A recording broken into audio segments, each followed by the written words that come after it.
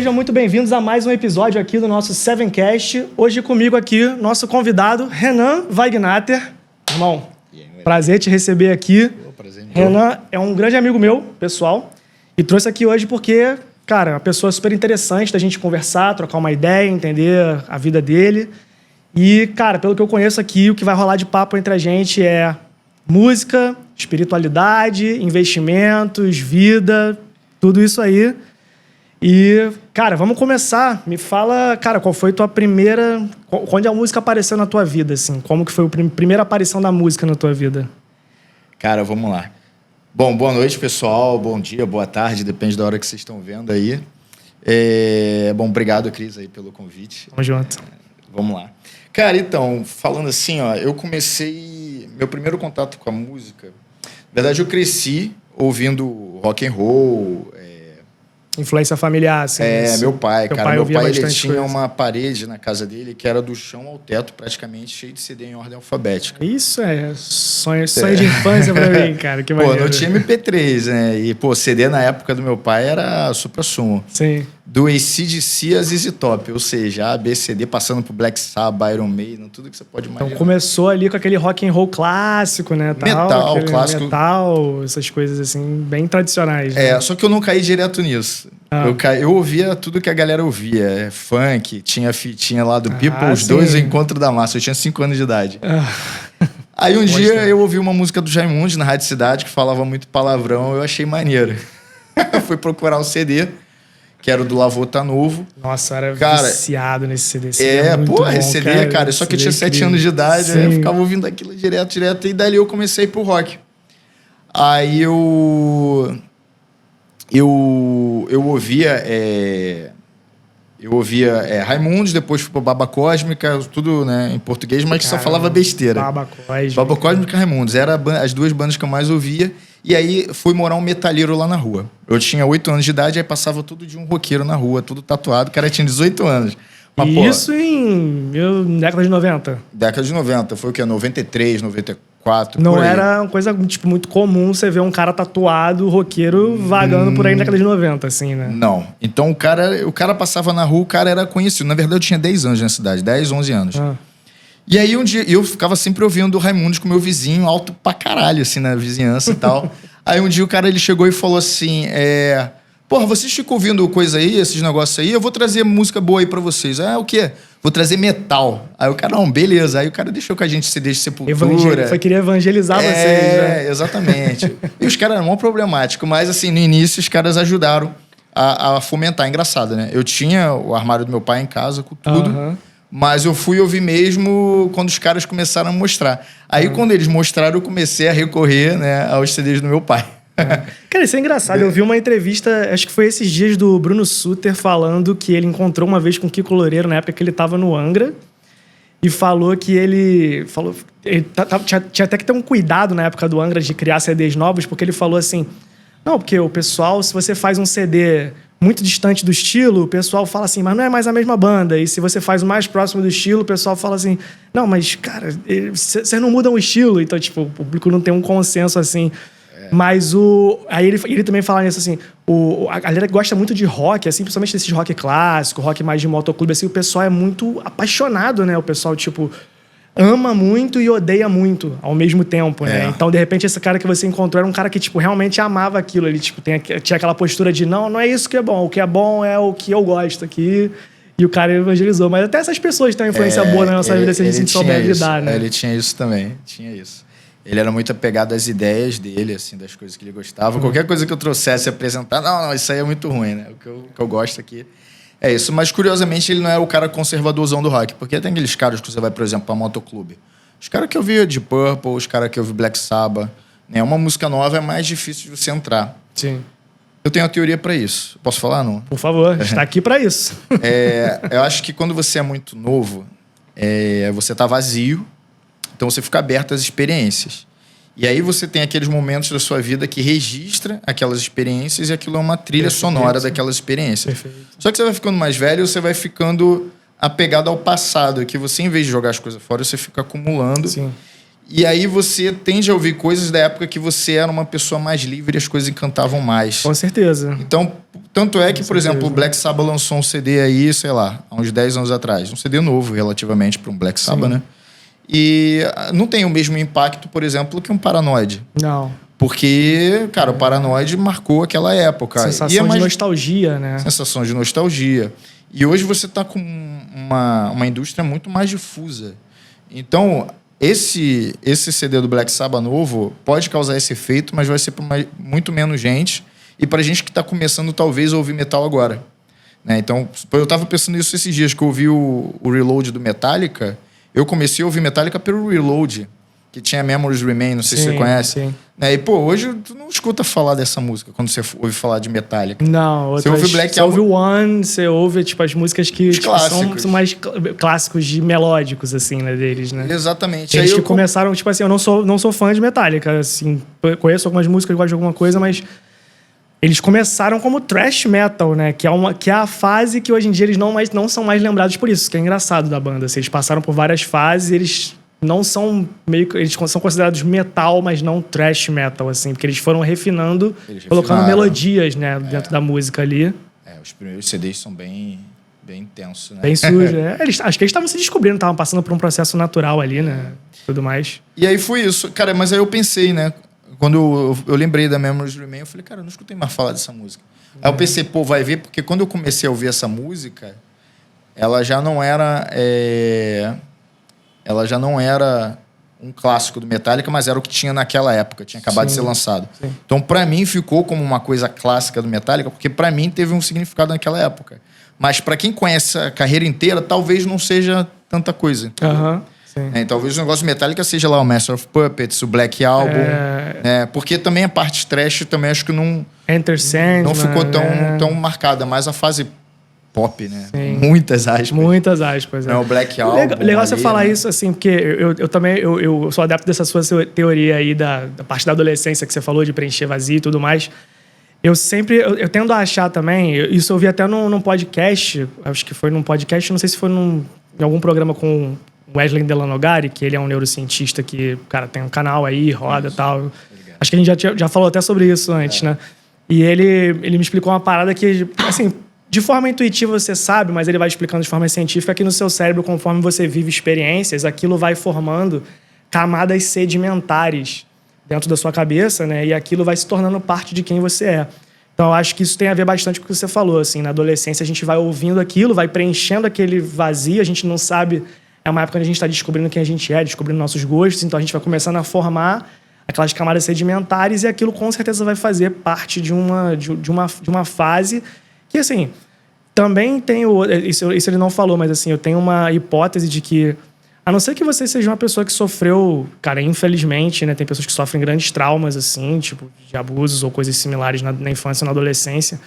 Se você não sofreu esse tipo de abuso, assim, mesmo que aconteça bastante coisa ruim, assim, tal, você, quando você cresce, você acaba lembrando mais das coisas boas do que das coisas ruins, de certa forma, né? Posso estar falando até uma besteira, porque pode ser que as coisas ruins, elas fiquem ali no background da sua mente, te causando alguns efeitos, mas eu pelo menos, assim, eu converso com as pessoas e eu sempre vejo todo mundo falando muito bem, assim, da própria infância, da adolescência. Cara, eu lembro quando era criança e sentia não sei o que lá, e quando era adolescente eu sentia não sei o que lá, e pá. E como é que são tuas memórias, assim? Tipo, como que tu faria um balanço geral desse tipo de sentimento da tua infância, da tua adolescência? Cara, só pontuar aqui uma coisa que você falou. Cara, deu um branco aqui, pera. Você falou da... Porque a gente estava falando veio duas coisas na cabeça. Isso, a gente estava falando do preencher o vazio, camadas sedimentares do cérebro, experiências, inclusão de experiências, crescimento pessoal. Sobre a lembrança... Ah, tá. Lembrei. Você falou que é mais fácil a gente ter boas lembranças do que lembranças ruins, né? Perfeito. E, cara, isso se prova... Essa aqui é uma coisa que é muito interessante. Às vezes você tá num relacionamento com a pessoa, cara... E tá um inferno. Quando você termina, você só lembra as coisas boas, muitas vezes. Exato, a não ser que seja algo muito, muito expressivo.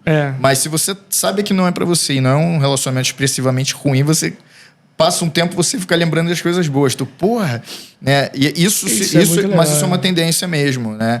Engraçado, porque eu tenho a teoria que é porque o agora nunca é bom. A gente tá sempre fugindo pro passado ou pro futuro. Então o futuro é sempre tipo assim, cara, eu vou... Meu plano, né? Porra, eu vou fazer dinheiro, eu vou fazer não sei o que lá, vou construir não sei o que lá. Ou então, porra, quando eu era criança eu não tinha isso, eu não tinha aquilo. Ah, aquela minha namorada, eu era feliz quando eu tava com aquela pessoa. Porque as pessoas fogem do agora. Eu acho que esse é o lance, né?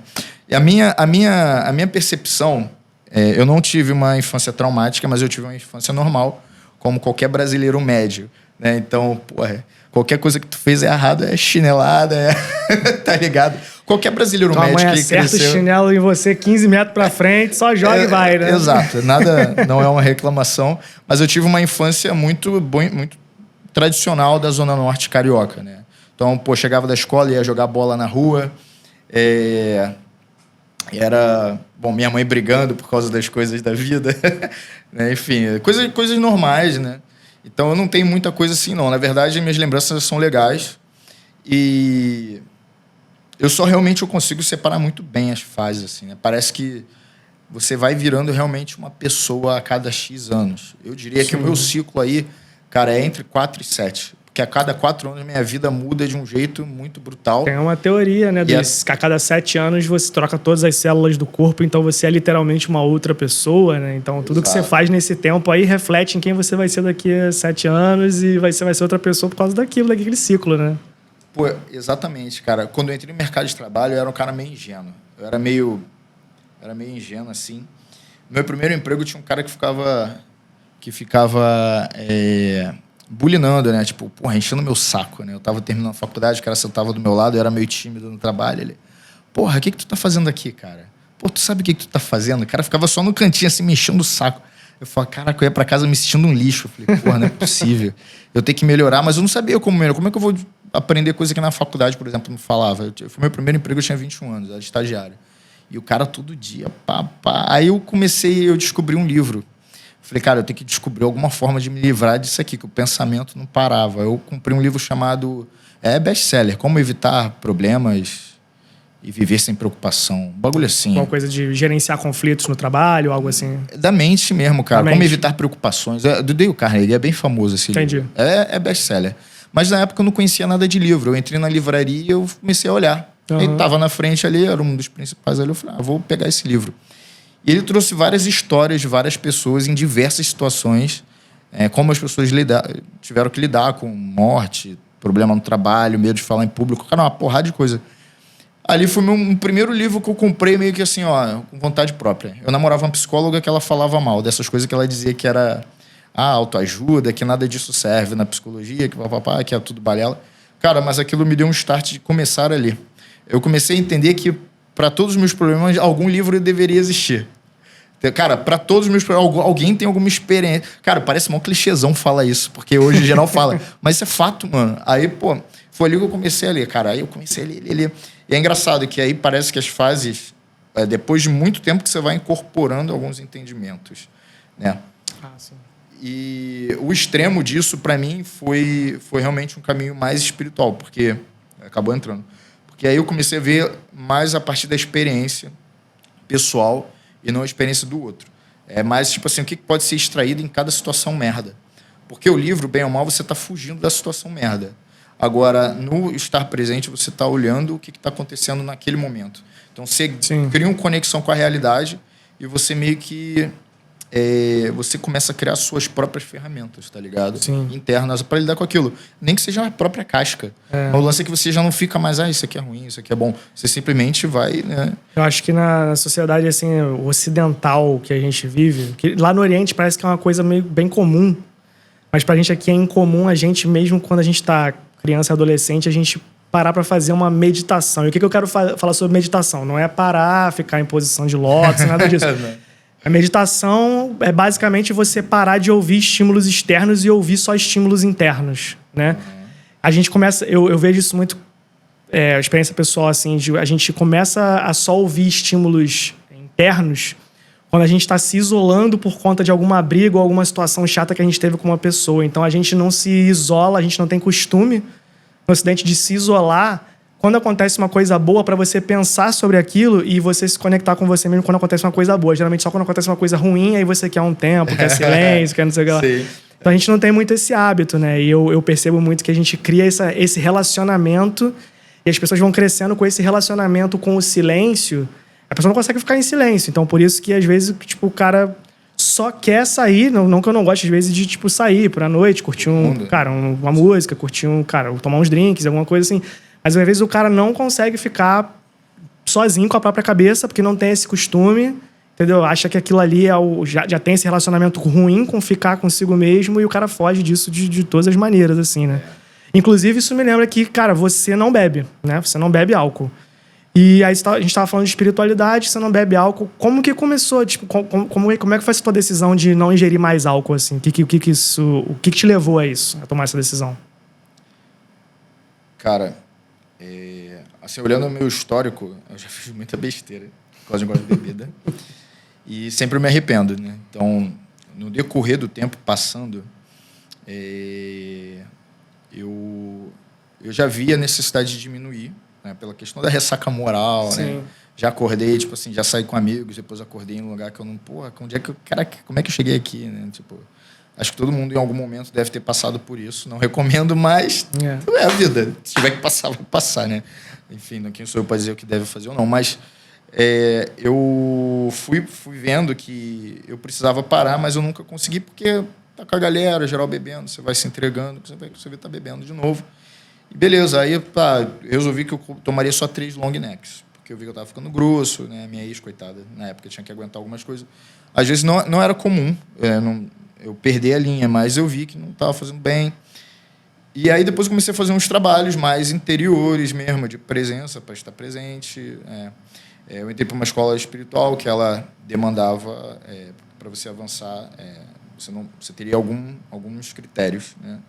Dentre eles era não beber álcool e não comer carne, né? Então também você não come carne? Também não. Por causa disso, assim, não quer dizer que isso seja terminantemente definidor de alguma coisa. Sim. Mas é um facilitador, vamos dizer assim, entendeu? Porque se você já construiu um estado de consciência, você já está com uma paz com você mesmo.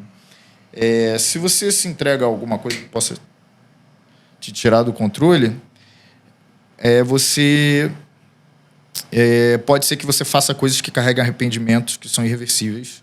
E aí você cria um trabalho interior que para reverter é muito difícil, porque as coisas vão ficar ali na tua cabeça falando durante anos e você não consegue voltar, né? Então, claro, dependendo da sua idade, você ainda tem um longo caminho para reverter o processo. Sim. Mas dependendo, talvez não, né? Dependendo do trauma, tem coisas que marcam a psique humana que é muito difícil você reverter, né? Então, é como se fosse parte de um contrato que você tem com você mesmo, tipo, de repente, pode ser ou não ser um dogma ali dentro do que você se propõe a fazer dentro da sua espiritualidade, mas acaba sendo um contrato com você mesmo de falar assim, cara, eu respeito isso aqui porque, dado que isso aqui acontece, eu me conecto melhor comigo mesmo e eu consigo ficar mais centrado, melhor, etc. Exato. Eu tenho a teoria que se você não consegue controlar o que você come, você não controla mais nada. Para mim é o começo, né? Tipo, é o básico do básico, porque isso é muito pouco perto de tudo que é a vida, né? Então se tu não controla o que tu come, mano, tu tá fudido, sabe? Tipo, eu penso assim, né? Tipo, não é um julgamento, mas eu tento levar isso nesse sentido. Eu já tive... cara, são mais de 10 anos tentando parar de comer carne. Cara, eu tentei, voltei várias vezes. Até que em um determinado momento consegui achar coisas que... Você teve então um período, não foi tipo assim, a partir desse momento não como mais carne e tal? Cara, eu comecei em 2012, passei mal pra caraca, me alimentei mal, não soube regrar, voltei a comer. Não soube fazer, de repente, uma suplementação ali, né, necessária.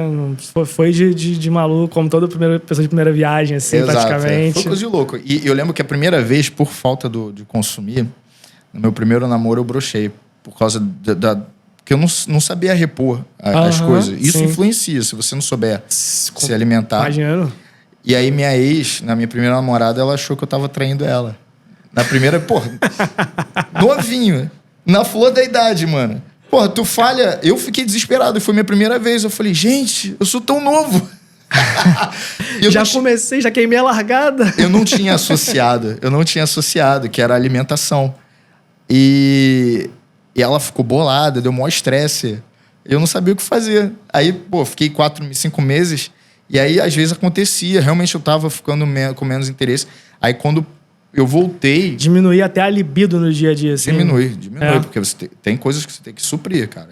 Eu não sou nutricionista, mas essa é a minha experiência. Assim, no mínimo, aquele B12 complexo B ali, né? Alguma coisa parecida. Não, tem isso também. B12 tem que suplementar. Não tem jeito, né? Isso não tem jeito.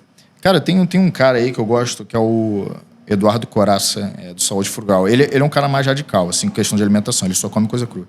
Que ele fala até dessas coisas, né, da B12. Ele conta por que no passado as pessoas não comiam carne e conseguiam ter suplemento de B12 em algumas tribos, enfim... Ele explica isso em detalhe, é bem legal. Mas, enfim, aí foi isso, né? Mas, assim, jamais não julgo quem come carne, quem bebe. Eu gosto, às vezes, de conversar com essas pessoas extremistas, assim, porque eu acho que a pessoa... Não, tô falando sério, é que eu acho que essas pessoas extremistas, elas são as únicas pessoas que têm realmente a disposição necessária para chegar num resultado onde as outras pessoas não têm disposição para chegar. Só que o problema é que às vezes as pessoas ouvem e aí se você não concorda, se você chega ali no meio do caminho e concorda parcialmente alguma coisa, você já quer ficar chateado com o cara porque ele tá falando pra você fazer uma coisa que você nunca vai fazer. Não é... É só você, entender o que o cara tá falando ali, né? O cara tá falando, olha, ele foi no extremo, você não tem que comer açúcar porque açúcar isso e tal, não sei o que lá. Cara, assim, a gente tem bastante informação no mundo hoje em dia. Por mais, cara, no interior que você esteja aí, eu acho que provavelmente todo mundo sabe nesse ponto, porque assim, todo mundo entre aspas, né? Óbvio. Que açúcar faz mal, né? Mas todo mundo come açúcar e, de forma geral, todo mundo vive uma vida aí... Cara, açúcar já é comida há tantos anos. Tem gente aí que vive 100 anos comendo açúcar e tal. Então, assim, faz mal, mas se você regrar aquilo ali dentro do negócio... Então, não é pra você ser extremista. Mas o extremista é o cara que descobre aquele negócio do açúcar e ele... Ó, isso aqui, ser extremista me levou a fazer esse estudo, a fazer isso aqui, não sei o que lá. Ou tem outros caminhos para chegar aí. Você pode ser só curioso e tal, mas o extremista ele tem uma força de vontade a mais, eu acho. É interessante. Não, é porque ele resolveu viver uma vida que ninguém estava disposto a viver, né, cara? Pagar o preço. Porque também, o cara, muitas vezes o cara é extremista, ele não sabe qual vai ser o resultado de fato daquilo, né? Mas é uma coisa, é uma escolha, né, cara? Acho que a vida é isso, né? Às vezes a pessoa... Eu tendo a acreditar que, de forma geral, também os extremismos, eles vêm a partir dos traumas ou pseudotraumas que a gente tem ao longo da vida, fuga, né? Pode ser. De uma fuga, alguma coisa assim. E aí ele, por exemplo, vamos supor, o cara, ele é celíaco, sei lá. O cara é celíaco e aí ele chega lá e descobre que, cara, se eu parar de comer trigo, eu me sinto muito melhor aqui. Então o cara fala assim... Aí ele descobre uma informação de que, cara, mesmo que outras pessoas não sintam tanto quanto ele, mas o trigo também não é bom para todo mundo. Então ele começa a virar aquele advogado de... Ninguém deveria comer trigo e tal, não sei o que lá e papapá. Mas é esse cara que ele vai conseguir pegar essa informação de que o trigo não é bom para a pessoa, fazer um vídeo com aquela vontade que vai empolgar as pessoas e vai conseguir disseminar essa informação, né? Sim. Então, os traumas eles podem ser benéficos para a pessoa, dado que você tenha força de vontade, porque é óbvio que tem traumas que a gente não tem força suficiente, a gente precisa de ajuda para lidar com eles, né? Excelente. Mas se você tem força suficiente para lidar com o seu trauma e você encontra ali uma saída e você, cara, joga isso pro mundo, para mim é o melhor uso de um trauma que você pode fazer, sabe? Com certeza. Por exemplo, médicos que também, começam a aprender a tratar doenças específicas que pessoas da família dele morreram por causa daquelas doenças e tudo mais. Sim. Porque você acaba virando um instrumento para a sociedade, né, cara? Não só pro cara. Mas dentro da tua fé, assim, voltando pro nosso papo, dentro da tua fé, assim, você não se considera extremista em nenhum desses pontos? Ou tem alguma coisa que você se acha extremista, assim? Cara, rapaz, eu acho que eu não sou, não. Porque, pelo que eu te conheço, não, mas eu tô te perguntando porque você... porque o meu extremismo é interno. Uhum. Então, é justamente o que eu busco, assim, é meio difícil falar de você, mas na minha percepção, meu respeito, pelo que eu tento, Sim. pelo que eu trabalho, justamente é não ser extremista. Então, é realmente tentar não intervir no que não compete a mim ou, entendeu, que não diz respeito a mim.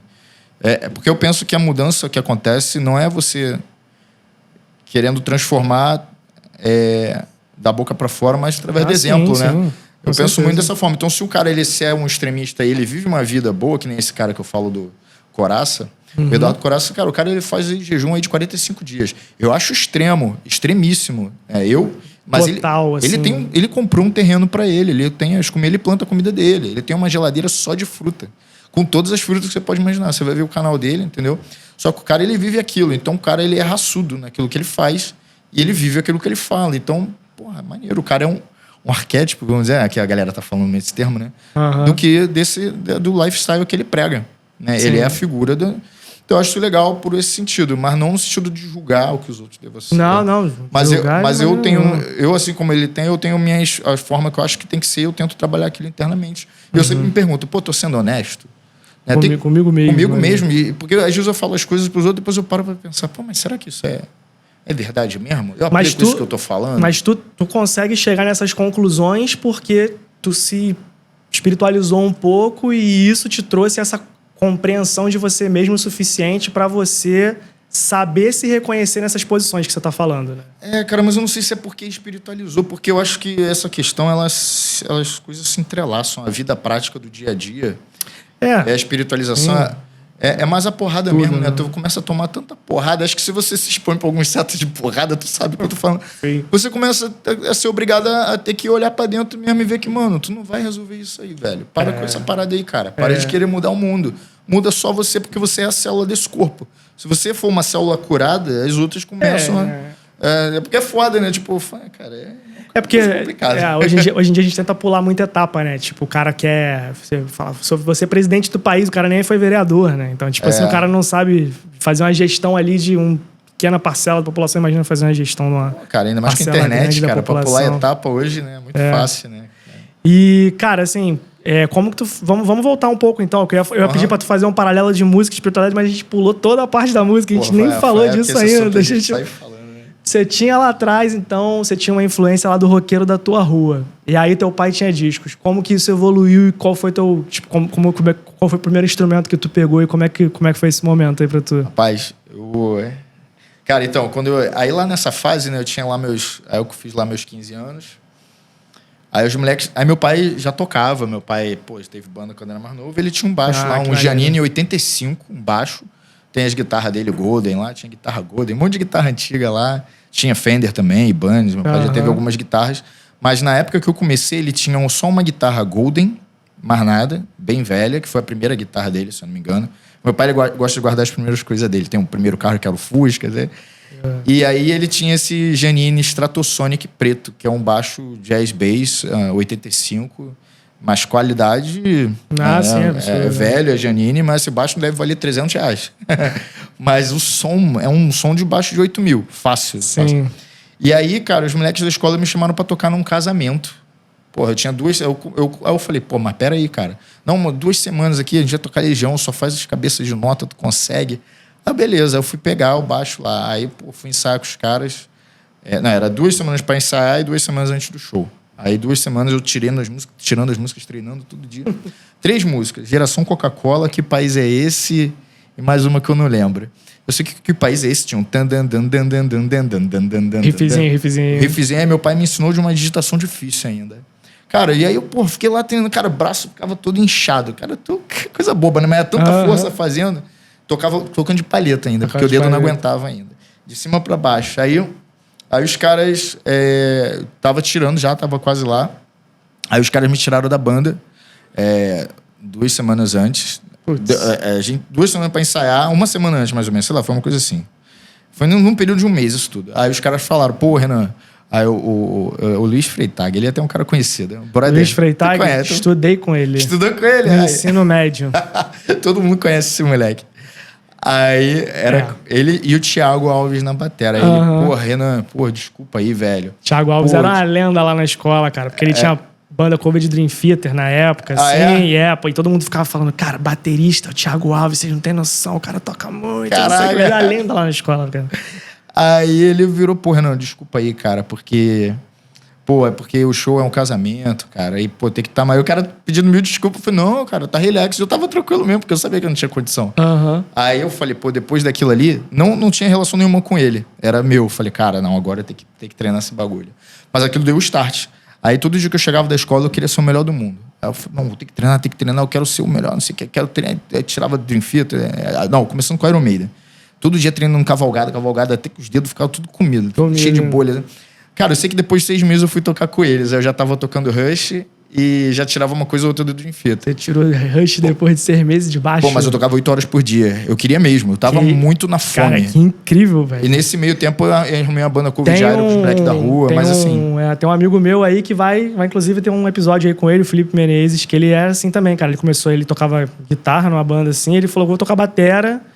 Ele começou a tocar batera e, cara, em 3 meses ele tava tocando a música do Dream Theater, aquela uma das mais fáceis, óbvio, mas assim, mas, cara, tava tocando o Dream Theater, tipo, nasceu pro bagulho, assim. Nessa pegada. É porque, cara, tu vê uma parada que não tem meio que dúvida, né? Tipo, porra, eu quero. E, pô, naquela época, velho, não tinha tanto apelo de internet. Então, eu chegava em casa, o que tinha? Tocar, mano. Sim. Vou tocar, cara. Vou ficar aqui tocando. Tinha um outro camarada do Meia também, Ricardo, que ele tocava metal. Baixista? Não, guitarrista. Ele tocava umas músicas de metal, assim, também. E aí, mesmo na época que todo mundo já tinha internet, o cara tocava muito.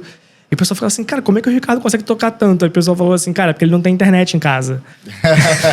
Realmente era isso. Tipo isso. O papo da galera era esse, cara. O Ricardo toca muito porque ele não tem internet em casa. Ele não tem internet. Cara, ainda mais agora tá no celular, disso, tu fica fazendo scrolling ali, cara. E aí, pô, até tu... Pra mim, particularmente, a internet ajudou muito, cara. Porque, assim, eu não sei ler partitura, então, pra mim, esse Cifra Clube foi o que me ensinou a conseguir fazer as coisas que eu sei fazer. É engraçado. A internet é um ladrão e, ao mesmo tempo, é um provedor. Isso é verdade. Qualquer ferramenta, né, cara? Acho que se você, qualquer ferramenta você consegue usar tanto pro bem ou pro mal. Você consegue usar, cara, da forma certa. Suplementação. Se tu suplementar mal, tu vai ficar mal. Se tu suplementar bem, tu vai ficar bem. Se tu, cara, pesquisar e souber qual ferramenta usar na hora que você tem que usar, né? Tipo, o cara fala assim, regular teu sono. Mas, cara, você dormir de 1 da tarde às 6 da noite... também é uma regularidade, não é? Mas não é bom pra você, tá ligado? Então, assim, tem que usar a ferramenta também do jeito certo ali. Exato. E aí tu aprendeu lá, pegou o baixo do teu pai, Janine, caraca, cara, eu pegava as tablaturas, que era da internet, né? Voltou a tocar com os caras e tal. Não, eu cheguei a fazer um som com os caras, mas não cheguei a tocar, não. A gente fez um som uma vez ou outra, eu toquei num lugar ou outro. Mas a gente não chegou a formar a banda, não. Mas quando você é novo, você quer aquela alimentada no ego, né? Então eu queria que eles vissem o que eu tava tocando. Sim. No fundo, eu acho que eu queria um pouco isso. Mas aí foi isso. Aí dali pra frente, cara, eu fui estudando direto. Aí me chamaram pra uma banda cover de Dream Theater. Rolou umas tretas no Fotolog da época. Aí eu entrei no Fotolog de uma banda cover de Dream Theater que eu conheci o Batera. E aí, pô, deu uma tretada. O cara também é bem conhecido aí do cenário. A galera que conhece ele. E aí a gente começou a tocar junto. Eles me chamaram pra tocar e aí eu passei pra faculdade, só que eu tive 6 meses de espera. Eu passei pro 2º semestre. Eu tive essa benção na minha vida também. Cara, é a época... Cara, uma das épocas mais incríveis da vida do ser humano, cara. Você saber que... A eternidade em 6 meses. Sensação de realização. Fiz o que eu tinha que fazer. Fiz o que eu tinha que fazer. E agora eu tenho tempo. Eu tenho 6 meses de férias pra eu fazer absolutamente o que eu quiser. Cara, é assim... Cara, eu queria que todo mundo tivesse um tempo desse na vida, porque é uma coisa incrível, cara. É uma coisa incrível. E ainda assim, chegou uma comida aí pra gente, o pessoal vai trazer aqui. A gente nem falou sobre isso ainda, mas o Renan é vegetariano, então a gente trouxe aqui uns bolinhos de falafel. Valeu, Pedro, obrigado. Aí sim. Então, cara, fica à vontade, pedi aí que achei que você ia gostar. Vou comer também com você, porque...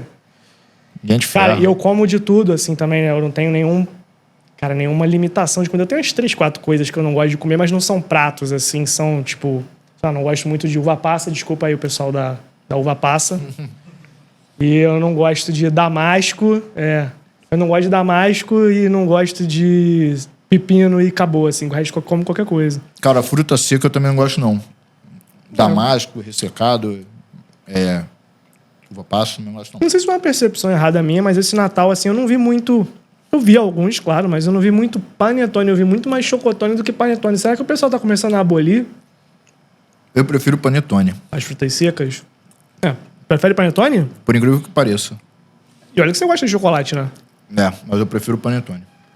Normal. Mas tu acha que é uma coisa memória afetiva ou tu... É que eu gosto de frutas cristalizadas. Tirando uva passa, eu gosto de frutas cristalizadas, aqueles quadradinhos.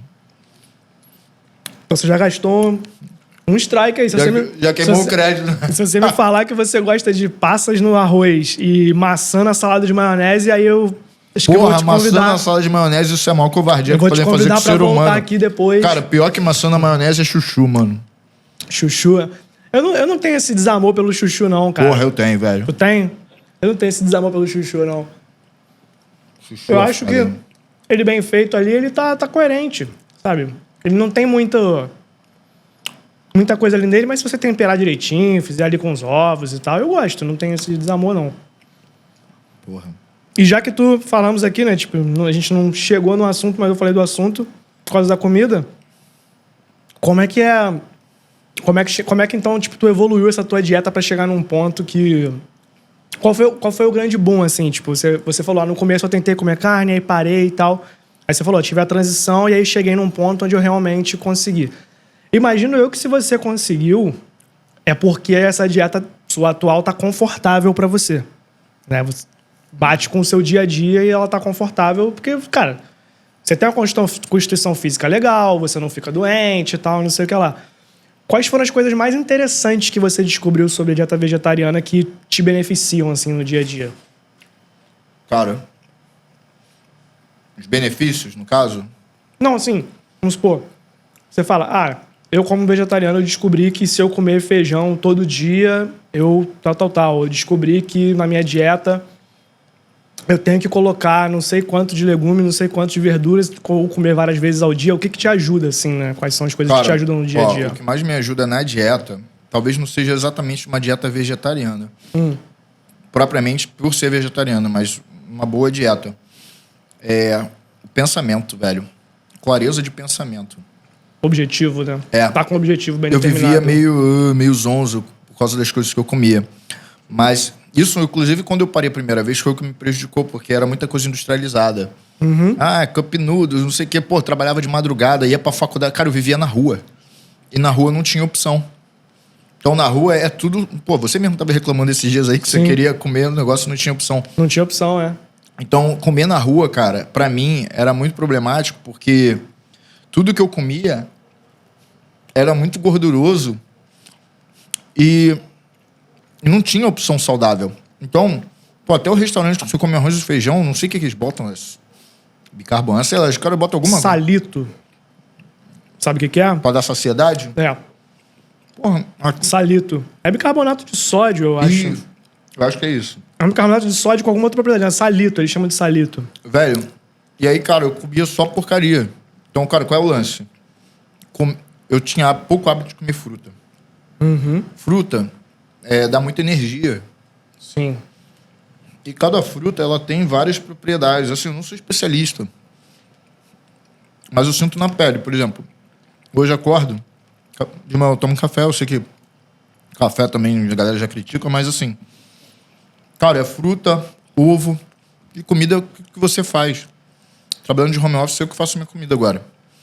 Então, pô... Cozinhar um arroz, um feijão, caro básico. Batata...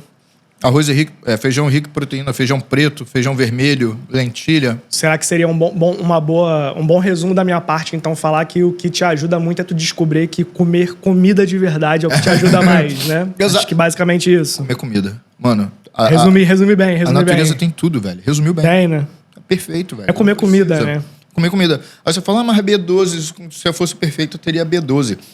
Mas, por exemplo, B12, cara, eu já vi estudos, inclusive baseado nesse Coraça, de que a fruta, por exemplo, quando ela caía no chão, por causa da terra, talvez, ela tinha algumas coisas de B12 em volta.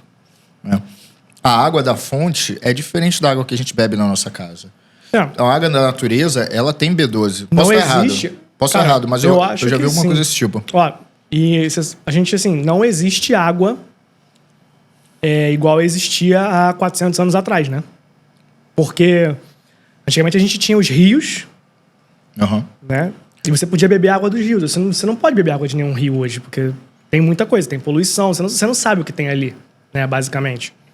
Óbvio que isso é uma coisa muito perigosa. Na Europa, né, eu já vi alguns professores de história falando que na Europa os rios, eles eram, além de ser escassos, né?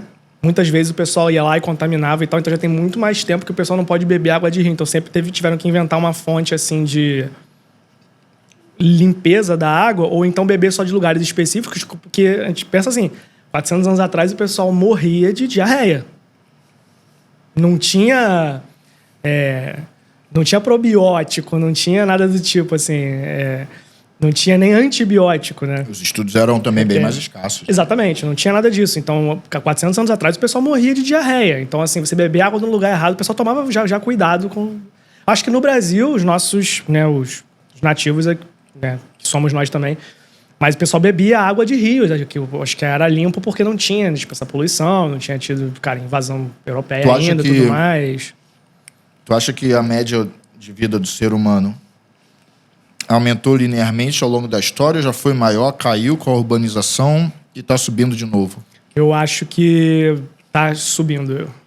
Mas minha impressão é de que a gente está cada vez maior. Você acha que desde a história da humanidade é uma linha crescente ou tu acha que já foi bom, caiu e vai subir de novo? Eu acho que é meio parabólica. Não vou dizer parabólica, não, porque não tem nada a ver com o que eu vou falar. Exponencial? Mas assim, não é exponencial. Eu acho que se manteve... Pensa assim, vamos supor que só o Homo sapiens mais recente, assim, a gente tem 300 mil anos, né? Em média. Então, eu penso que, cara, desses 300, uns 296 mil anos, a gente viveu numa sociedade onde as pessoas eram pais e mães aos 12 anos de idade, porque já começava ali os ciclos de reprodução. Antigamente não funcionava da mesma coisa. Tem um cara muito legal, se procurem aí, cara, se vocês tiverem curiosidade. Tem um cara chamado Bernardo de Gregório, que ele não lança mais vídeos, mas assim, cara, os vídeos que eu vi dele são muitíssimo interessantes. O cara, ele é terapeuta junguiano e ele também é especialista em pré-história. Olha só. Com uma combinação, cara, muito legal. Só que assim, cara, eu descobri, vendo uns vídeos dele e de outras pessoas falando sobre pré-história, eu descobri que nada me fez até hoje entender tão bem o que é o ser humano quanto estudar pré-história. Que é uma coisa que a gente não faz na escola, né? Então o cara conta, assim, cara, vários pontos de evolução. Ele conta até como surgiu o mito das bruxas, assim, cara, é bem legal. Depois eu boto até uma referência aqui de vídeo, eu te mando lá pra você ver e tal. Então ele vai explicando, assim, como que os seres humanos foram evoluindo e tal. Você vendo isso, você vendo, tipo, outras pessoas, outros historiadores falando sobre isso, você começa a ver, tipo assim, como é que foram formados. Eu imagino, cara, que uma margem de 10 a 20 anos pra frente, eu acho que os seres humanos, eles tinham no máximo, durante muito tempo, tiveram no máximo 40 anos de idade, assim. Algumas civilizações 35. Porque pensa assim, cara, não existia... A gente nunca teve esportes. A gente tem esportes há 1000 anos, né? 2000 anos, no máximo. A gente nunca teve esportes, a gente nunca teve... A gente tinha, né? O homem, o ser masculino da espécie responsável pela caça e guerra, e o ser feminino da espécie responsável por todas as outras coisas, que era comida, agricultura, astrologia, astronomia, né? E coisas assim. Então, e cuidar das crianças. Então... É engraçado que isso já está bem documentado. Assim, a mulher sempre teve muito mais responsabilidades. Talvez por isso que elas sejam muito mais inteligentes que a gente em vários aspectos da sociedade. Né? Ela sempre tiver essa questão organizacional do coletivo. Né? Do coletivo seja, se queira chamar de bando, enfim, de tribo, de o que quer que seja. Mas eu acho que a gente evoluiu como seres de 30 anos de idade ali, que eram pais muito cedo, que podia morrer caçando um javali, que podia morrer porque você quebrou a perna e sangrou até a morte, e que tinha que ter vários filhos porque senão a espécie é tão frágil, tão mais frágil do que outras espécies. Talvez naquela época a gente não fosse tão frágil assim, mas, entendeu? Tipo, qualquer coisa que aconteça com o cara caiu de uma pedra, ele não tinha um hospital, ele não tinha nada. Eu acredito que a média de idade é 35 anos, eu acho que você era o ancião da tribo. E hoje em dia a gente mudou por conta de, enfim, todas as perspectivas que a gente tem e por causa da tecnologia, né? Mas é isso que eu acredito.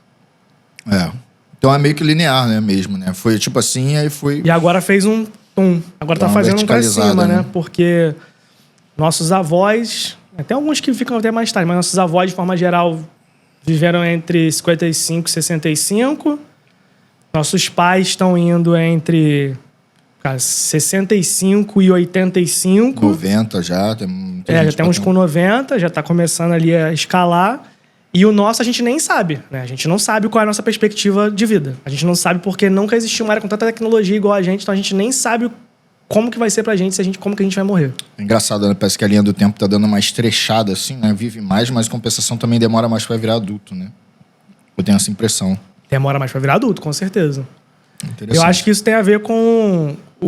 Porque, assim, hoje em dia, a gente tem conceito de criança e de adolescente, que é um conceito que nunca existiu, né? Ao longo da história, assim. Criança existe, se eu não me lembro, de, cara, 400, 500 anos, e adolescente surgiu agora, assim, 100 anos atrás, sabe? Não tinha esse conceito de adolescente, não. Conceito de infância, né? Tipo assim... Você pega a propaganda dos anos 90, que ainda não tinha tanto isso. Pois é. Eu vi uma propaganda da menina falando da sandália da Xuxa, e as garotas fazendo vários gestos adultos. Ai, essa sandália, ai, é uma delícia. Cara, fazendo gestos sexuais, assim, né? Qualquer referência dos anos 90, você vê isso facilmente, né, cara? Porque você viveu minimamente os anos 90, você sabe que, tipo, da banheira do Gugu em diante, aí você vê que todas as referências que a gente tinha... Vou até pedir aqui pro pessoal, chegou com um energéticozinho pra gente. E aí, qualquer referência... Muito obrigado, doutor Pedro. Opa, cara, eu não faço questão de tomar um inteiro, não. Se tiver um copinho, alguma parada assim, pode ser? Quer? Pode? Vamos dividir um, melhor. Que a gente segura aqui um pouco. E aí, cara, qualquer pessoa que tiver essa referência aí de anos 90... Obrigadão, cara. Ih, opa, gostei disso aqui, hein? Ó, bonito, hein? Ué, tirando onda. Aí, mano. Obrigadão, cara. Tá aqui mesmo. Porra, aí sim, gostei disso aqui, hein?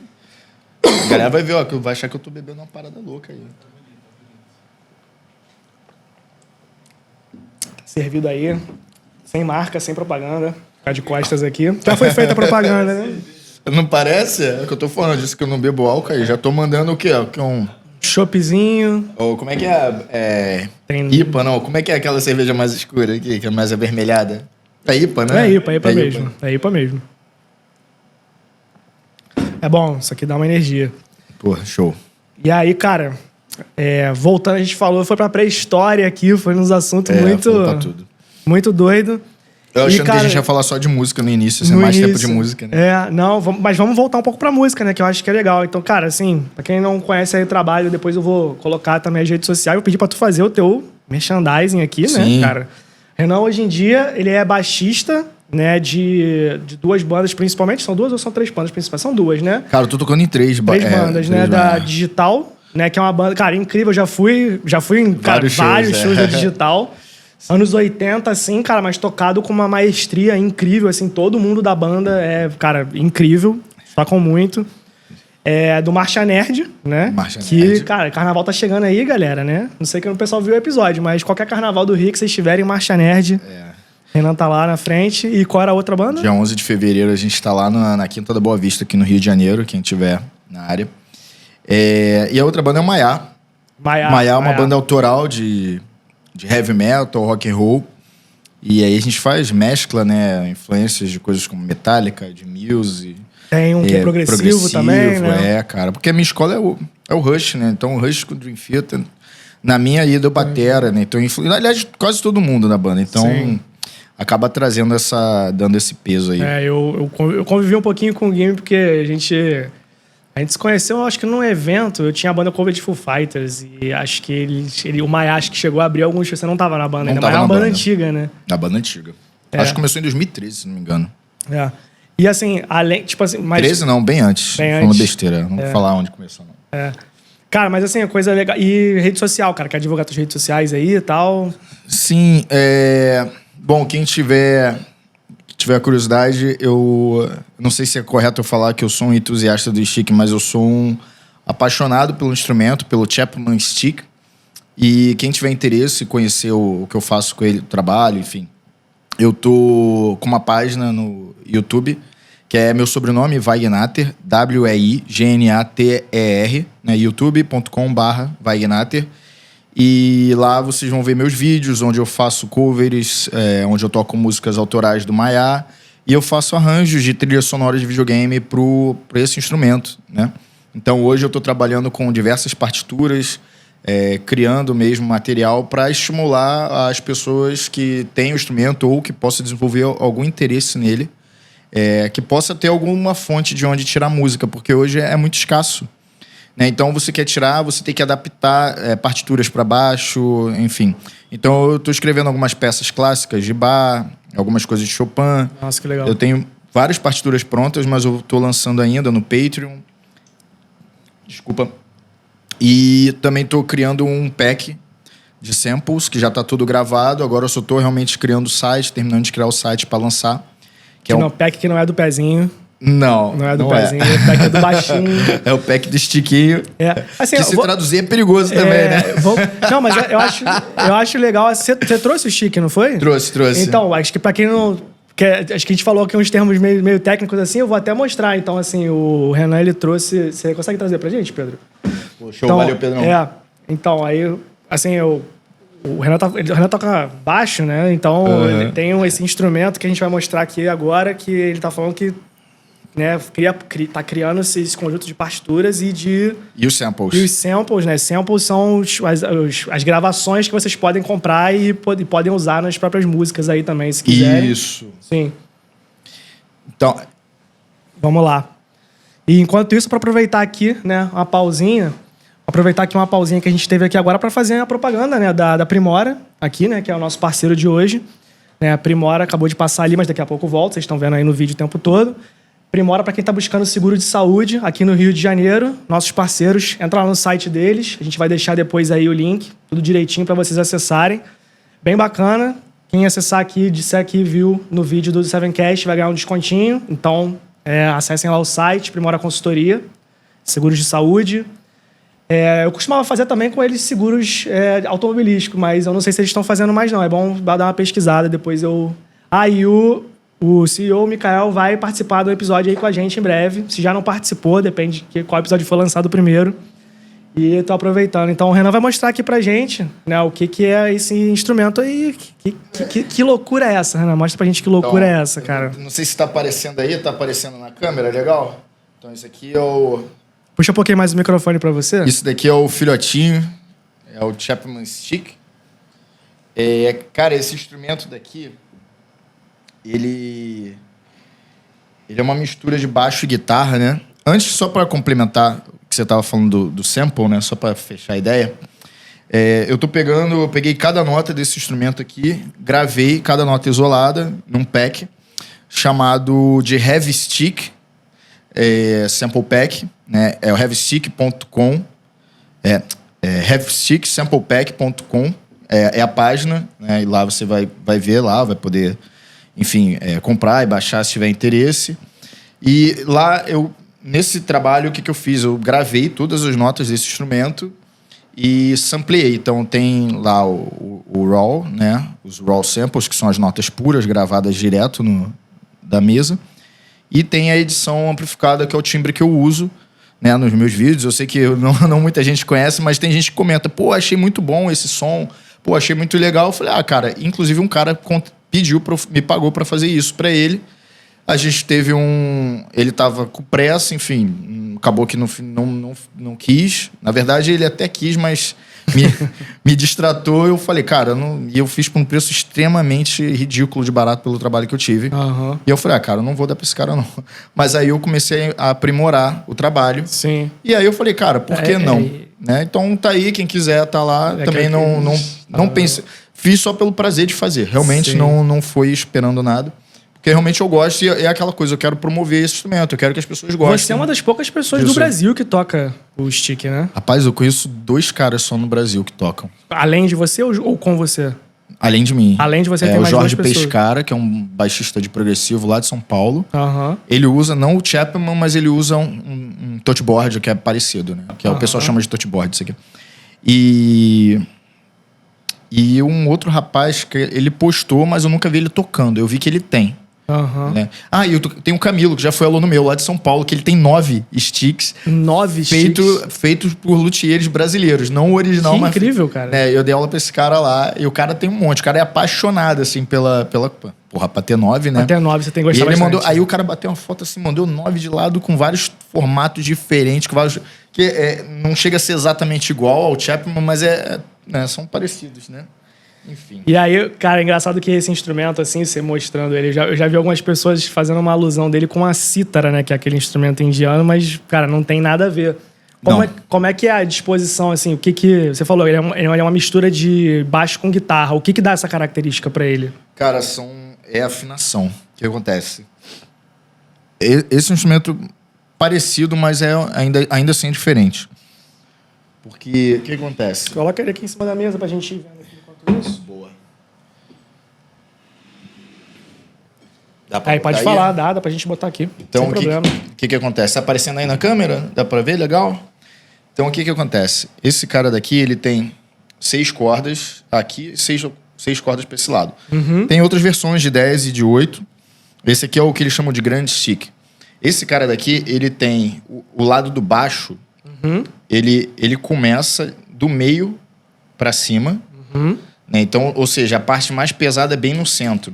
Sim.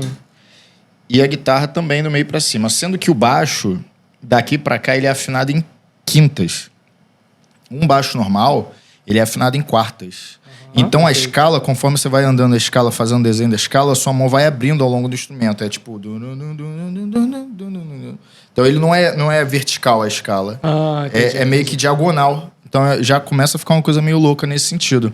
E a digitação do instrumento normal já é totalmente diferente. Já é diferente quando o assunto é do baixo. Uhum. Quando você fala do lado da melodia, que seria, assim, entre aspas, a guitarra, esse lado daqui, ele é afinado em quartas. Só que ele não tem aquela falta de proporção que tem a guitarra, que do nada pula pra si. Né? A guitarra tem a corda si, a corda mi, que já foge do padrão do instrumento. Esse aqui não, ele é todo em quartas. Então ele começa com dó sustenido e termina em ré. É como se... Facilita o desenho de você fazer a melodia. Uma melodia, né? Por que o baixo dele é afinado em quintas? Para você conseguir fazer acorde de uma forma mais facilitada com essa mão. Entendi. Então numa mão, você consegue fazer tônica, quinta e a terça aguda. Entendi. Então é mais ou menos assim, porque de caso contrário seria muito difícil você fazer acorde numa afinação normal. Tem gente que usa. Tem muita gente que afina... É o gosto do freguês. Eu, como eu sou um cara meio chato com o negócio de instrumento, eu gosto de afinação padrão pra tudo. Se eu quero uma corda afinada em Fá sustenido, cara, eu quero um baixo 7 cordas. Que eu quero uma grossa a mais. Eu não quero ficar mudando a afinação. Eu gosto de usar um baixo, um instrumento pra tudo. Não gosto de trocar. Você realmente nasceu pra ser baixista, então. Exatamente. Porque guitarrista é afinação gosta. Demais. Nossa, tem uma afinação que eu descobri, cara, uns anos atrás aí, que é o Dead Gad, é o Ré, Lá, Ré, Sol, Lá, Ré. Geralmente o pessoal faz Ré, Lá, Ré, Fá, Lá, Ré. Só que eu coloco Sol, Lá, Ré e pra mim é um negócio... muda o rézinho lá embaixo. Ainda muda. Ai, caralho. Cara, mas o som é incrível, incrível. Um dia eu te mostro, cara. É um som maneiríssimo. Caralho. E aí, tipo assim, tu começou... E aí eu lembro que você me falou esses dias que você tá começando a fazer... Você comentou agora, né? Que você tá fazendo essas partes de músicas clássicas e tal, essas partituras de músicas clássicas. Mas eu lembro que tu comentou também que tu tem meio que um sonho, assim, com o perdão da palavra. Eu não gosto muito dessa palavra, mas você tem um sonho, assim, de conseguir fazer um show só de músicas clássicas com stick. Como é que é esse teu projeto aí? Cara, então... Na pandemia, eu não tinha banda nenhuma, né? O bloco tava parado, eu não fazia parte da digital, o Maiá também tava parado, a gente fez uns video session lá, né, no meio da pandemia. Então, realmente a minha vida, ela tava num tédio positivo, né? Apesar de todo o caos, eu não posso reclamar, porque, enfim, tava em casa com boas ideias. E, cara, eu fiquei trabalhando. Foi aí que eu peguei uma obra aquele instrumento de corda, alaúde. Alaúde. Peguei uma peça de bar de alaúde, que é a 997, e transpus toda pro chique, tirei ela toda. Só que, velho, dá muito trabalho, porque é 30 minutos de música e com muita nota. Imagina. Então eu escrevi tudo pra não esquecer, porque hoje eu já esqueci tudo. Mas na pandemia eu tava afiado, não tecnicamente, mas eu sabia de cabeça tudo. Mas na hora de tocar ainda... Que cara... Minha memória mecânica é muito difícil, porque a gente não tá falando de metal progressivo, a gente tá falando de música clássica. Clássica. É mais difícil ainda. Então eu fiquei, cara, um tempão, e meu sonho era esse. Aí eu incluí algumas músicas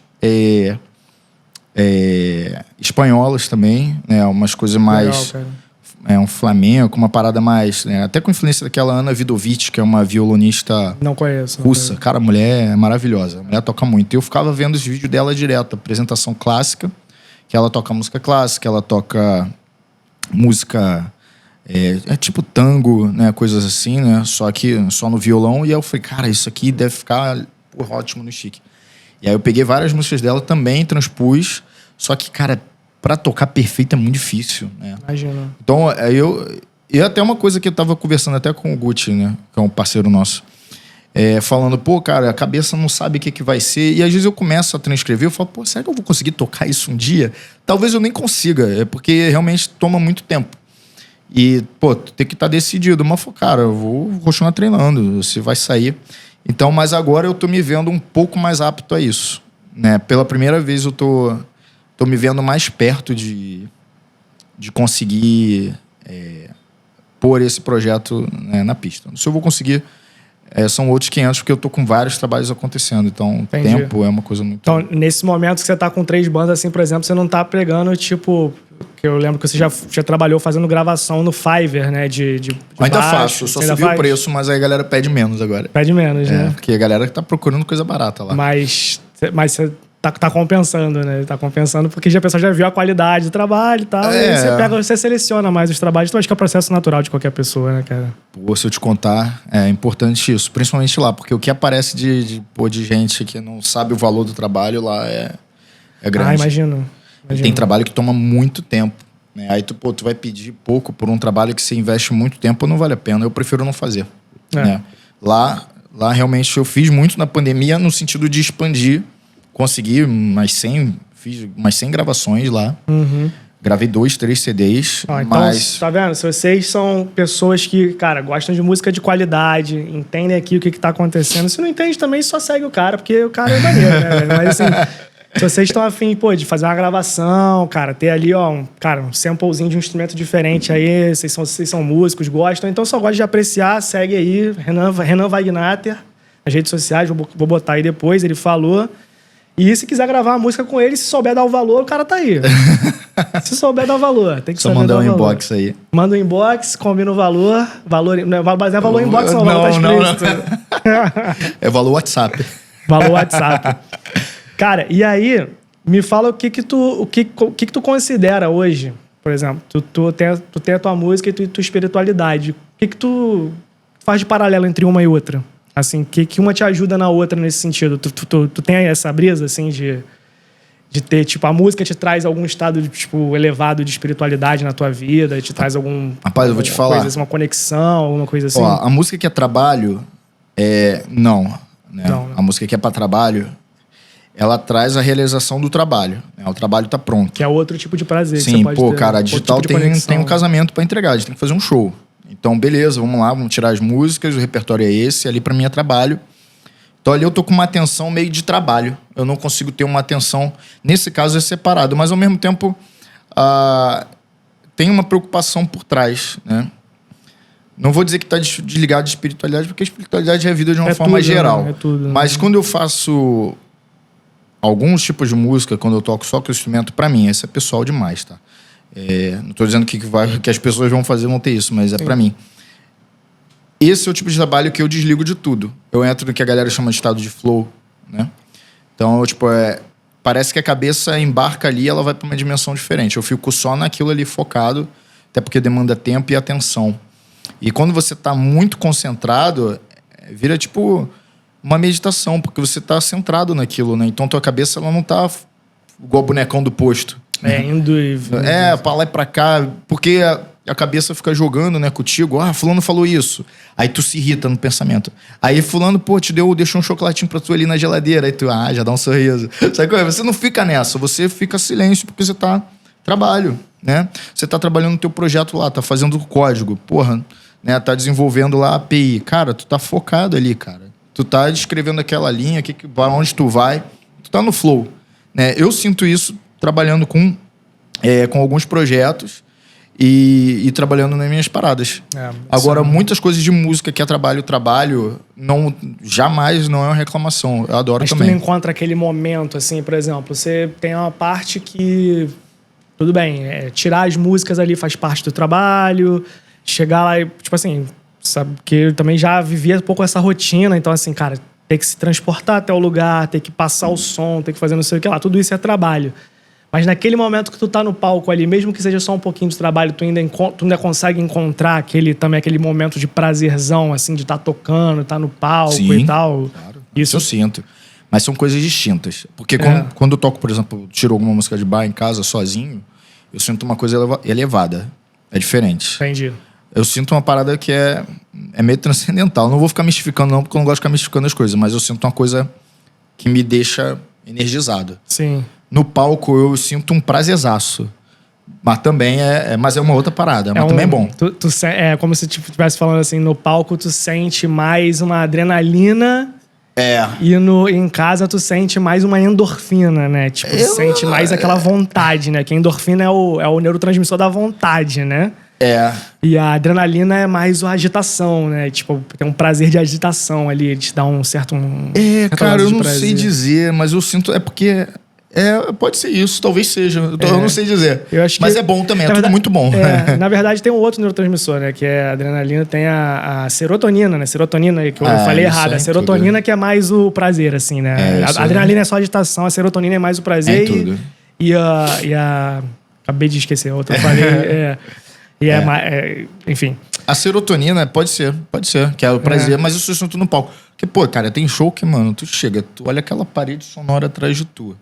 Tu toca que, coisa que tu faz no quarto, tu escuta, prende o amplificador.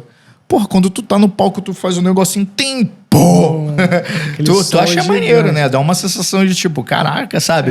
Maneiro. É uma sensação boa, é bem legal. É igual um dos últimos shows que eu vi do Renan foi lá no Blend Barbecue, né? Cara, um palco gigante, uma galera, assim e tal, não sei o que lá, aquele equipamento de som gigante, então...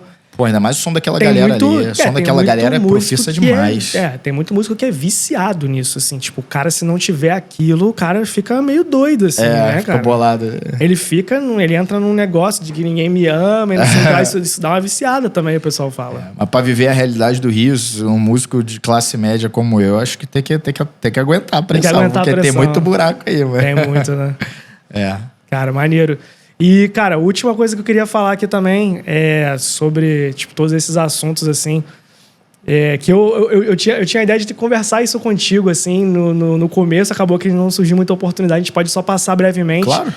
Ao longo da tua carreira também, tu descobriu aí, cara, alguma coisa sobre investimentos aí também, né, cara? Descobriu criptomoedas. Eu fiquei sabendo de uma história, que você me contou. Fiquei sabendo de uma história... Que até mineração de Bitcoin tu já fez, de outras criptomoedas. Bitcoin foi de Ether. De Ether, né? De mineração de Ether. Rapaz, Como é que surgiu isso aí na tua vida? Cara, então, porra... Eu passei por um momento meio complicado lá em 2018, né? Meu carro quebrou, enfim, eu não tava... Você começou essa frase como... Cara, muito um velho começaria uma conversa assim. Não, porque você sabe que meu carro quebrou. E aí agora... Aconteceram algumas coisas ruins na minha vida que eu não vou ficar falando aqui. Não sei o que lá. E aí exatamente. Não, porque aí minha mulher me largou, meu carro quebrou, meu filho levou minha poupança. Então, agora sério. Não, mas eu tava num momento ruim em 2018 e eu precisava saber o que eu ia fazer. E aí eu comecei... Aí eu voltou aquele pensamento, tipo assim, quando tudo tá ruim, vamos ler alguma coisa, né? E aí eu comecei a ler algumas coisas pra entender como é que eu sairia daquela situação. É uma boa coisa pra fazer quando você tá num momento ruim, cara. Eu falei, cara, sozinho em casa, morando sozinho, ferrado, tudo dando errado. Eu falei, cara, eu vou começar a estudar sobre dinheiro, antes que eu fique sem. Eu tinha uma reserva, eu falei, cara, vamos estudar aqui, o que eu vou fazer antes que dê tudo errado na minha vida. E aí eu comecei a ler livro atrás de livro, né? Vários desses aí que muita gente fala, não vou nem ficar falando para não ficar clichê, mas... Sim. E tem um desses livros, inclusive meu pai me deu, escreveu um recado atrás para mim, e ele deu há muitos anos. E eu falei, essas coisas clichêzonas eu não quero saber não, mas na hora... A água bateu na bunda, vamos fazer alguma coisa. E tipo assim, agradeço muito a ele. Até depois eu falo, ele mesmo não leu o livro. Ele leu uma parte, ele não leu o livro todo, se eu não me engano. E eu falei, cara, eu agradeço ele até hoje, porque me ajudou. Então eu poderia ter lido antes, mas não era o momento. Precisei realmente ter a queda ali, a dificuldade. Tudo no momento certo, né? E aí eu comecei a estudar de tudo sobre tudo, cara. Perdi muito dinheiro nessa época. Arrisquei tudo. Cara, eu comecei com Comecei com alguns investimentos, mas eu também comecei com day trade. Todo mundo entra nisso aí, achando que é festa, né? A magia do day trade. Só que eu fiz 2K em 10 minutos, né? Aí... Mas os primeiros minutos é pro cara te vicia, cagada, né? Cagada pra te viciar. Tu não sabe se é sorte ou azar, você dá sorte no início. 2K em 10 minutos, realmente você fala assim, eu sou o deus disso aqui, né, cara? Você entra naquele estado de... Tu acha que vai ser assim sempre, e aí você começa a se lascar. E foi proporcionalmente a maior quantidade de dinheiro que você já fez em menos tempo na vida, talvez. Tá absurdo, mano. O que é um mês de trabalho pra muita gente, né, cara? Até 2 às vezes, até 3, dependendo do lugar que você mora no Brasil. E aí eu fui tentar e eu comecei a tomar surra, né? Mas aí eu comecei a ler sobre várias modalidades nessa época. Isso era 2019, falei 18, mas foi... A minha decisão foi 19. A dificuldade começou em 18, mas a minha decisão de estudar foi lá pro meio de 2019. E aí dali, cara, eu comecei a estudar sobre várias modalidades e aí eu peguei o dinheiro que eu ia fazendo, cara, eu ia jogando pra tudo que é lugar, né? E aí pra fora. E aí até que um dia eu caí nessa coisa de criptomoeda, eu comecei a estudar o fundamento. Um amigo meu tinha falado isso lá em 2019, mas eu fui estudar em 2021. Ele falou em 2019, justamente quando eu tava fazendo day trade. Eu poderia ter, né, o Bitcoin na época custava acho que $7 mil. Né? Caramba. E aí eu não dei muita atenção pra ele. Eu falei, não, tô focado no day trade aqui, porque 10 minutos já aconteceu muita coisa. E depois aconteceu muito mais, né? Enfim, só que ruim. Mas assim, no final, somando tudo, eu devo ter saído aí um negativo em uns 1.000, depois de tudo que eu consegui fazer e tudo que eu perdi, eu no final ainda saí negativo. Porque o lance que eu percebi é que realmente é uma profissão. É uma profissão que estressa, porque você tem que ficar o dia inteiro ali. Sim. Agora, eu não diria que é uma profissão, porque você não sei se você dá algum benefício para a sociedade. Então, também nem sei. Sim. Se movimentar o mercado. Sim. Então, não sei se eu posso nem dizer chamar isso de profissão. Mas eu achei aquilo interessante para, pelo menos, eu pensei que aquilo sustentaria meu investimento só para eu tocar o cheque depois. Mas aí, enfim, a vida deu volta, eu estudei outras paradas, e acabei caindo na questão da mineração, comprei uma placa para fazer um teste e rolou. Eu vi que tava rolando já 2, 3 meses, eu fui, arrumei outra, depois arrumei outra. Eu tava com algumas placas. Depois já tava criando uns passarinhos também em casa, já tava com as gaiolas. Sacanagem, cara. E aí foi isso, cara. Só que eu me mudei, fui morar no meio e o apartamento era muito pequeno. Então a casa que eu tava, ela tinha espaço. Eu tinha um quarto só pra isso. E aí no apartamento pequeno, cara, esquenta muito. Mas, assim, aí eu valeu... A época que você fez valeu a pena.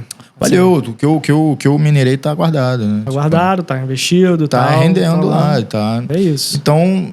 Pois é, e na época valia muito mais, né? As coisas, porque o mercado ele deu uma caída aí do topo, tá? Hoje em dia tá ninguém mais... Hoje em dia acabou, né, esse negócio de mineração. Mineração acabou. O Ether agora é só... Eles chamam de Proof of Stake. Né? É o Proof of Stake, que é você ter que armar... É como se fosse uma poupança, né? Só que de cripto. Não sei se eu tô falando besteira, mas é tipo isso. Antes não, era Proof of Work, que era processamento. Enfim... E aí, é isso. Vocês querem parar ali pra ver o bagulho ali? Não. Pode continuar aí. Pode continuar falando, Beleza. Eu vou pegar um negócio aqui pro pessoal. Tá, beleza. Mas pode falar aí. Tá. Então, nesse caminho aí, cara, eu cheguei até a montar um robô, cara, de operação automática. Botei pra operar... Eu saía para fazer minhas coisas, quando eu voltava ele tava lá, às vezes dava lucro, às vezes dava perda porque deu problema. Eu sei que no final acabava sendo quase 0-0. Então, nós de day trade, né? Desculpa. Então eu resolvi parar com essa coisa de eu ter que ficar tendo uma posição ativa diante do mercado. Eu parei. Entendi. Aí foi só investimento passivo mesmo, fundo aqui, não sei o que ali, para não ter dor de cabeça, e Bitcoin. Sim. Tem uma porrada de cripto, uma porrada de coisa, mas eu preferi ficar de cripto 80% em Bitcoin. Tem um pessoal que...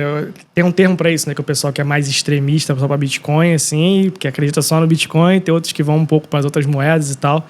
Maximalista. Maximalista, exatamente. Eu não sei como que o pessoal chegou nessa palavra aí, não, mas acho que reflete bem aí o que... Sim. Eu não chego a ser... Porque eu tenho Ether, Cardano, algumas coisinhas lá. Esse Cardano hoje é boa. Mas tá lá... Minha mentalidade estudo o fundamento do bagulho e vejo se só vou quicando a bolinha de tempos em tempos. Dou uma olhadinha, não, tá, beleza, continua. Cara, e eu vou te falar que eu acho isso muito bacana. Um dos motivos pelo qual eu queria ter, tipo, esse papo contigo, dessa parte do papo, é que... cara, é assim, tipo, independência financeira é uma coisa que você muito tem que conquistar, né, cara? Tipo, não é uma coisa que as pessoas vão te dar de bandeja. Tipo, óbvio que você tem que conquistar qualquer coisa na vida. Mas eu quero dizer o seguinte, cabe a você não precisa ser, tipo... Todo mundo passa por esse processo, cara, de querer fazer um day trade, de querer fazer um não sei o que lá, mas no final das contas é uma fase inicial para você chegar num ponto estável que é o que você tá agora. Eu acho que todo mundo, assim, que tem minimamente, né, uma condição ali que consegue guardar, cara, pelo menos que seja 100 a 300 reais por mês, assim, você consegue guardar esse tipo de dinheiro, você já consegue começar a investir em alguma coisa, só renda fixa e tal, aquilo que você sabe que você não vai perder e tal. Mas isso é importante, sabe? Mesmo que, tipo assim, você, cara, tu tem seus instrumentos, sua carreira na música, tu tem seu trabalho do dia e tal, mas você tem ali os investimentos e tal. É isso que tá te... Cara, isso é a tua salvaguarda, né? Isso que te dá a sua independência financeira no final das contas, de forma a longo prazo, né? Isso que eu quero dizer. Uhum. E eu acho legal, tipo, falar sobre essas experiências. Por quê? Porque a gente, cara, dá a impressão, que é a impressão que eu gosto de passar para as pessoas, que é... Não, tipo, se prive de tentar fazer um investimento, né? Dado que você vai fazer isso de uma forma segura. Então, assim, cara, tem tanta informação hoje em dia, né, cara? O YouTube tem tanta coisa, você consegue aprender tanto. Você consegue jogar no easy, você consegue jogar no médio, consegue jogar no hard.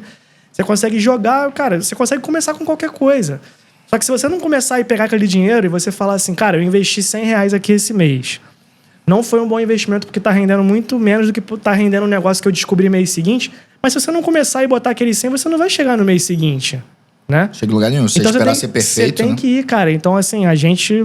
Cara, adulto, a gente perde esse negócio, né, cara? De, tipo assim, entender, igual você falando assim no baixo. Não, cheguei lá e vou tocar 8 horas por dia porque eu quero ser foda. Você tem que gastar horas pra ser bom naquilo, né, cara? Então, se você quer... fazer, por exemplo, você gastou muitas horas porque tu fez mineração, tu fez não sei o que lá, agora você tá fazendo um pouco de renda fixa também, que você me falou, né? Então, assim, tu chegou, tu deu uma volta, mas ali agora tu tá numa posição que tu sabe coisas de renda fixa também, tu sabe se defender e tal. Então, acho que no final das contas é isso, né, cara? É uma experiência que pra mim cara, válida pra caramba de compartilhar pro pessoal entender que existem coisas que você não precisa ser o maior especialista do mundo. Você precisa fazer e tirar o maior benefício daquilo pra você que tá tudo certo já, sabe? Eu sei que assim, eu não sei... eu não sou... Eu não sei que eu não sou muita referência, assim, né? Nessas coisas, mas eu penso que todo cara que leva uma vida não convencional, isso é muito bom, que dá um piso pra ele. O que eu falo vida convencional? Pô, aquele cara... que seguiu faculdade, entrou de cara numa empresa, tem a carreira dele, né, CLT e tal. E acho que quando o cara começa a arriscar por vários caminhos, assim, e que você, não sabe o que é o dia de amanhã, né, porque a vida muda muito.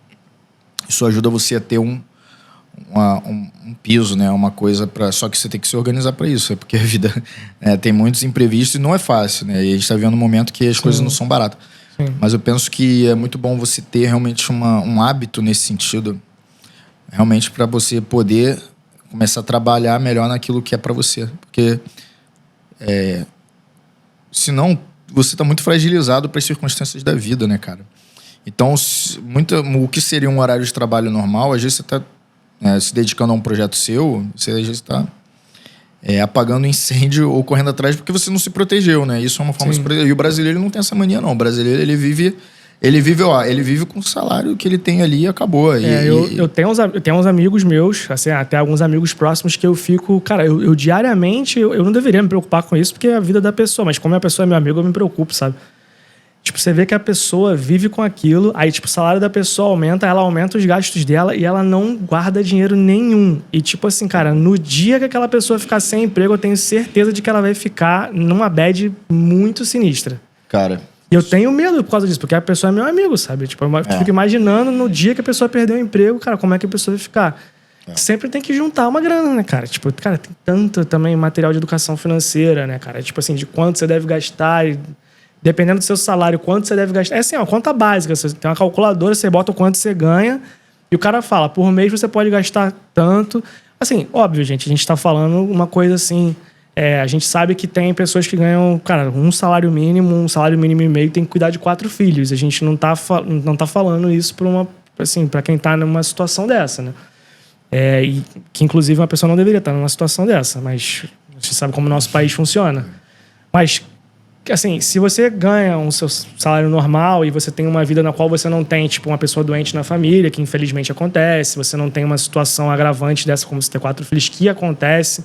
Mas se você tem uma vida razoavelmente padronizada ali, dentro do que a gente tem hoje em dia, você coloca o quanto você ganha numa calculadora, cara, vai te dizer ali, você pode gastar não sei quanto por mês em aluguel, você pode gastar não sei quanto por mês em comida e você tem que juntar não sei quanto. Em teoria, né, se não acontecer nada, não é tão difícil. Tem pessoas que têm, cara, os seus motivos para estar onde estão. Eu compreendo todo mundo. Mas, de forma geral, você tem bastante material sobre educação financeira hoje em dia, né? Porra, bastante coisa, né? A equipe técnica, a gente teve uns contratempos aí, voltamos aí Voltou? Que maravilha.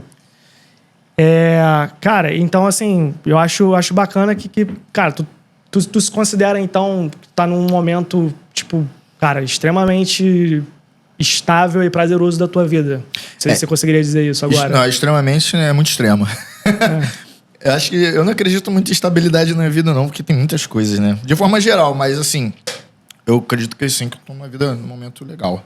Um momento bom, porque tudo que eu procurava é um tempo para poder me dedicar a tudo que eu faço. Sim. Assim, de uma forma legal, a música, a programação, ter um ambiente propício para trabalhar. Então, é isso que eu precisava e eu acho que eu tenho. Então, se eu tenho um ambiente propício para trabalhar e, porra, água, comida e roupa lavada, mano, eu não tenho mais nada para reclamar. Que eu acho que todo mundo precisa, né? Um lugar para trabalhar, assim, um ambiente propício para executar o trabalho, uma oportunidade e as coisas básicas, né? Então, nesse sentido, eu considero sim. Né? Perfeito. Eu não sei, acho que tu concorda comigo, Concordo, né? A gente já plenamente. Eu acho que é isso. É o carpe diem ali, mas alinhado também com perspectiva de futuro, né? Sim. Acho que é o equilíbrio. Tudo da vida, pra mim, tem que ser o caminho do meio, cara. O caminho do meio é muito saudável. Com certeza. E muito... Cara, espero que você tenha gostado da comida, da bebida, do ambiente, da receptividade. Mais uma vez, pra gente terminar aqui. Então, cara, passa as tuas redes sociais mais uma vez. Né? Uhum. Faz teu merchan, faz teu nome, garoto. Beleza, ó. Tô mastigando aqui, dá um cortezinho aí. É ao vivo, filho. Vai que vai. Tá. Enquanto então, o Renan tá comendo, quer falar ou quer que eu faça o merchan primeiro? Eu falo. Vai lá. Então, ó, Instagram... aquela lá, né? Instagram é RenanWT. TikTok Renan.Wagnater. Mas TikTok ainda não tem muita coisa lá. E YouTube youtube.com/Wagnater. WEIGNATER. E é isso. Aí lá vocês vão achar todo o trabalho, o resto das coisas que eu faço, né? Eu divulgo nessas redes. Maravilha. Show? E para terminar aqui também, vou falar mais uma vez, né? Obrigado por quem assistiu aí até o final, né? Nós somos a Sevencast. Hoje a gente não tem superchat porque a gente está gravando, né? Então, eu queria saber primeiro, antes de fazer o meu merchan final, se o pessoal da produção tem uma pergunta aí pro Renan, pra gente poder fechar. Vocês querem saber alguma coisa? Eu gostaria de saber o que precisa saber, qual instrumento é melhor aprender antes disso aí, se é só violão, guitarra, baixo. Aquele indiano é cítara. Sacanagem. Cítara. A melhor coisa é você se mudar pra Índia, aprender cítara e voltar, imagina. Cara, eu acho que antes de tocar qualquer instrumento, o ideal é piano. Piano vai te dar uma visão de música que nenhum outro instrumento dá. Mas se você não gosta de piano é isso e aquilo, talvez um violão, porque ele vai te dar noção de harmonia, né? Organização das cordas. Mas se você gosta de... enfim, você gosta de baixo, pode ser baixo. Mas eu diria primeiro um piano, depois um violão. Porque são os dois instrumentos que mexem com harmonia e acorde muito, né? Então você... E percussão também ao mesmo tempo, né? Assim, as cordas do...